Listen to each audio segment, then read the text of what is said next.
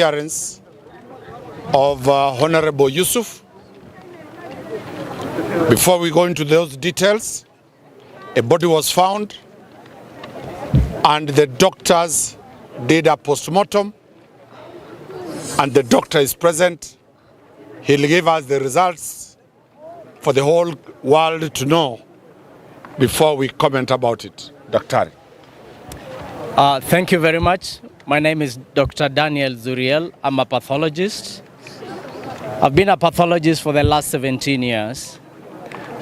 And on Monday, the 21st, we traveled with a colleague and the family and the police and advocates and went to Wajir to conduct a post-mortem of a body that had been found 2 days before that in a body of water. We did conduct the post-mortem and found that the subject had died due to injury to the head. We call it blunt trauma to the head. Subsequently, because the body was significantly decomposed and we could not get fingerprints or any other form of identity, it was decided the only way to confirm who it is was to do DNA testing. To do the DNA, then we collected samples from the deceased or the decedent. We did collect samples from the mother of Mheshimiwa and also the brother to Mheshimiwa Yusuf. We delivered the samples. On behalf of the family, I delivered the samples to KEMRI. They have a special lab for human identification, and our results came in by the end of yesterday. Thank you. The results indicate that this is not Mheshimiwa Yusuf, because when we compare the genetic makeup of the deceased, did not match with the mother of Yusuf and did not match with the brother. And for control, we checked the DNA match between the living brother of Yusuf or the present brother of Yusuf, who is with us, and the mother, and it was 99.9%. The conclusion is that the body we had conducted the autopsy was not the body of Mheshimiwa Yusuf. Thank you. Thank you very much. That is the report of the doctor.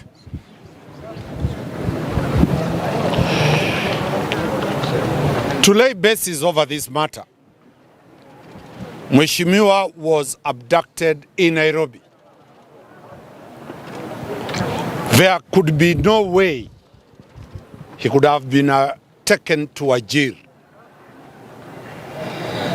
We pressed in court that an habeas order be issued for the government to produce Mheshimiwa. The eyewitness, the taxi driver, identified that the people who kidnapped Mheshimiwa were armed with AK-47 rifles. The CCTV footages that the family has been looking for, the state has refused to provide those CCTV footages. The police are simply saying they don't have Mheshimiwa. We have demanded for the data of the telephone handsets. The state has refused to offer. When we became so hard in court, they made an application for this court to terminate this matter. We objected vehemently, and the judge agreed with us and said we were to proceed yesterday. On Sunday, the state announced that a body has been found in Wajir The state hired a chopper, took the chief government pathologist, the family hired their own pathologist, DNA tests were done. We appeared yesterday in court and told the court to adjourn. We wait for the results today. Today, the family pathologist has brought results from Kemri, a government facility. The government has not produced their results. We are putting the government on notice that if they did not bring the results simply because they want to cook the results, we have already the results from Kemri that are conclusive that Mheshimiwa is not the body that was there. I have very firm instructions from the family that that body was a decoy that was taken there so that it will be that Mheshimiwa is dead and he has been buried. Therefore, the matter becomes an investigation called an inquiry, an inquest. We are not going to take anything small or less than the government to produce, alive or dead. Mheshimiwa, you can see millions of people who have come to Milimani Law Courts in solidarity with Mheshimiwa. We thank very much the two members of parliament who are present. They will also address their people for making sure that peace is prevailing, even at this time when the whereabouts of Mheshimiwa is not clear. Lastly, we urge the Inspector of General Police to produce Mheshimiwa Yusuf alive or dead. Wakili aliyekwenda pale atazungumza kwa Kiswahili. Asante. Kwa majina naitwa Sam Nyaberi. Mimi ni mmoja wa mawakili ambao walienda mpaka pale Wajir na kushuhudia ile operation, postmortem operation ambayo ilifanywa katika ule mwili uliopatikana katika ile bawa ama dam ambalo liko pale Wajir. Ni kwamba tulikuja mahakamani na ikumbuke kwamba Mheshimiwa aliweza kutekwa nyara tarehe 13 mwezi wa Septemba.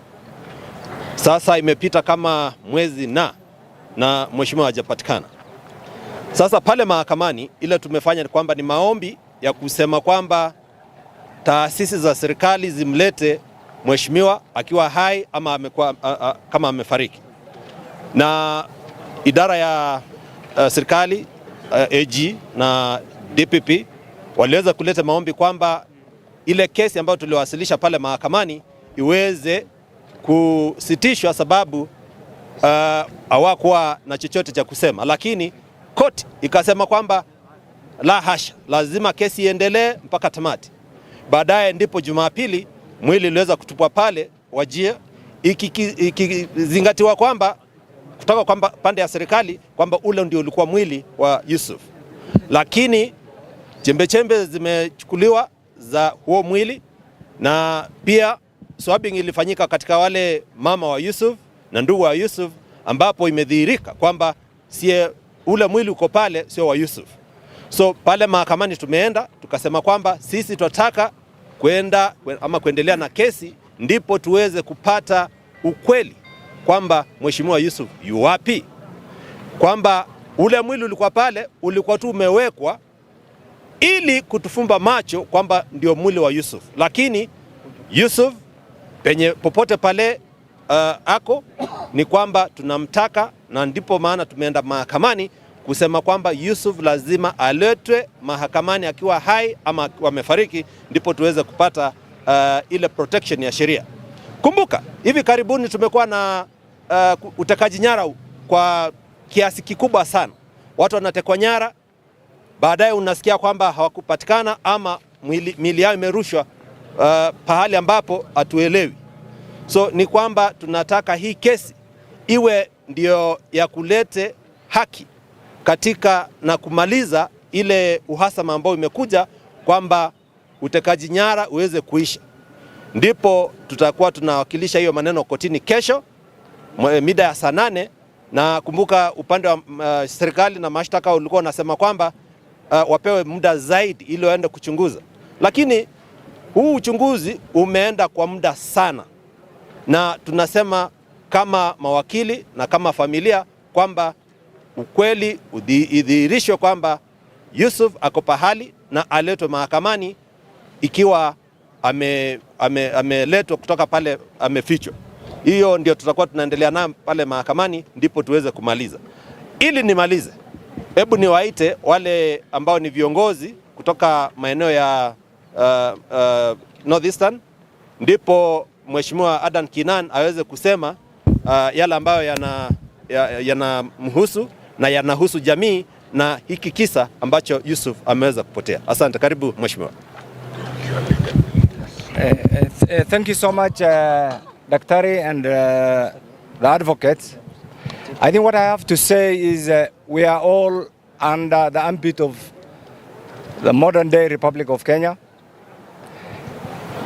This issue of illegal abductions, disappearances, and illegal confinements, which has become the trademark of the Republic of Kenya, and further followed by illegal summary executions, have no place in the modern-day Kenya and cannot be an alternative to the rule of law and constitutional order. We as the people of Northern Kenya, we are aware that in the past we have been subjected to such historical mistreatments.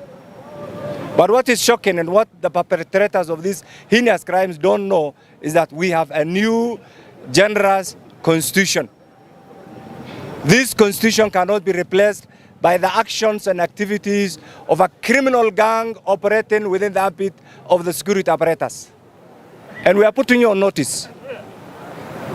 The people of Kenya, and in particular Yusuf and the people he represents, will not be silenced by this cowardly and illegal approach.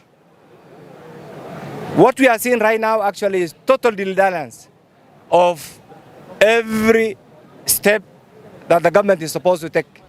I want to appreciate the community for your alertness, for your determination, for your courage, or for being around and for standing firm with Yusuf. Because this, what has happened to Honorable Yusuf can happen to any other person. We just need to ask this question. There can only be two speculations. Yusuf was, I am persuaded, and I'm saying this today, that Yusuf is in the hands of the security apparatus. And the abductors are none other than the government security agencies. You know yourselves, there's nothing to fear. You know yourselves.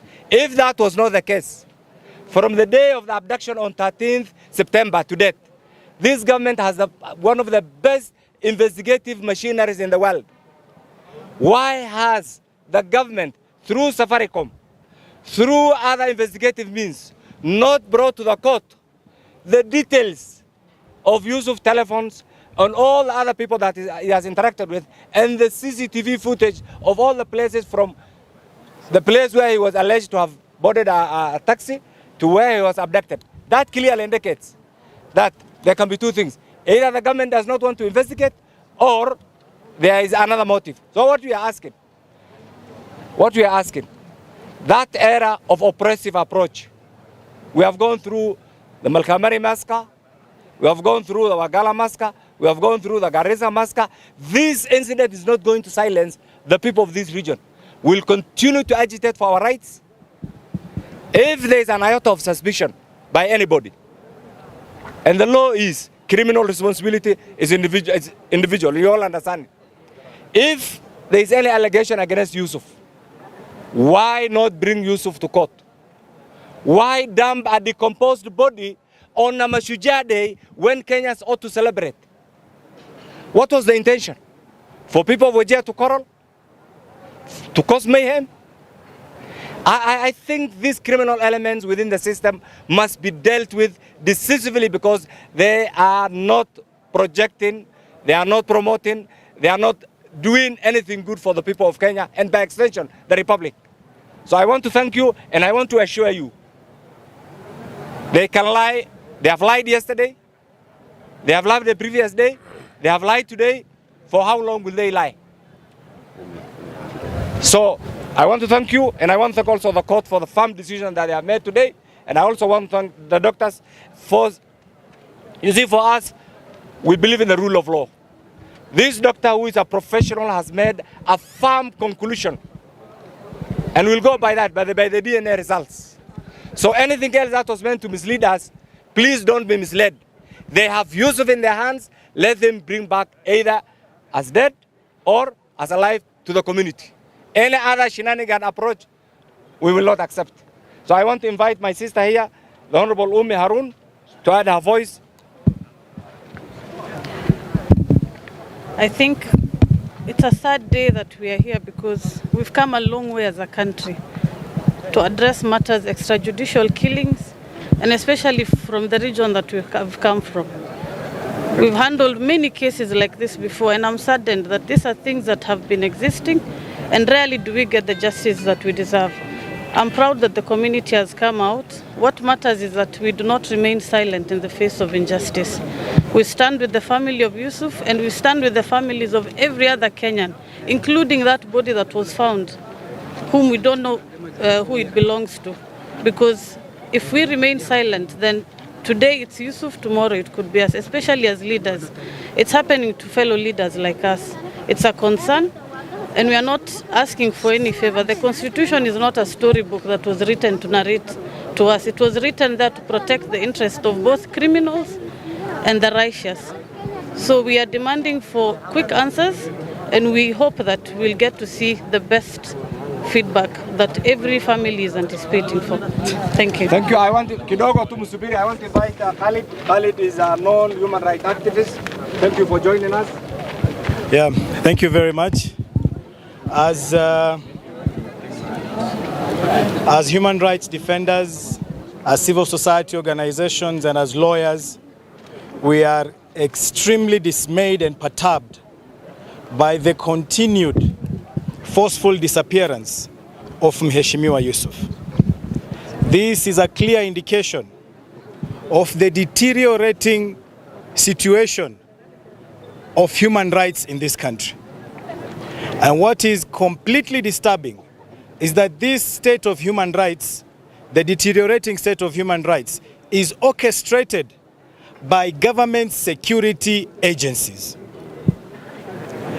What we are witnessing today is a government that is operating, a government that has made its modus operandi to abduct and to engage in extrajudicial killings.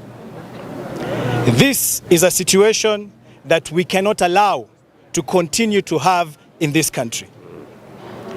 As individuals, as Kenyans who respect the rule of law, we have come to court today and have been in court for several days to demand that justice be done to Mheshimiwa Yusuf. If anyone has even an iota of evidence of his wrongdoing, this is where they should bring him. Forceful disappearances have no place in modern day Kenya. And we shall continue to work with the lawyers, with the leaders, with the family and community to ensure that justice is done. And those individuals who are behind these abductions, your days are numbered.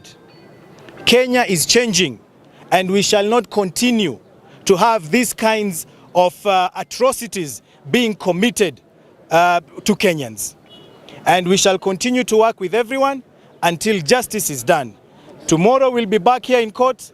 We are urging Kenyans to strongly continue supporting the family and the community so that we can show our stand, because tomorrow it's Mheshimiwa Yusuf. Today is Mheshimiwa Yusuf, and tomorrow it shall be you. If we remain quiet when one of us is being violated, tomorrow we will have no one to stand for all of us. So we remain vigilant, and we let the government know that Kenyans shall not again allow their rights to be trampled on by the same security agencies that are supposed to protect them. Thank you very much. I want to invite Mheshimiwa Mzee Ali on behalf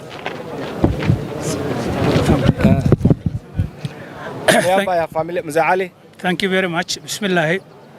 First of all, I want to thank the Daktari. Science has proved that the body found in Wajir is not that of Yusuf.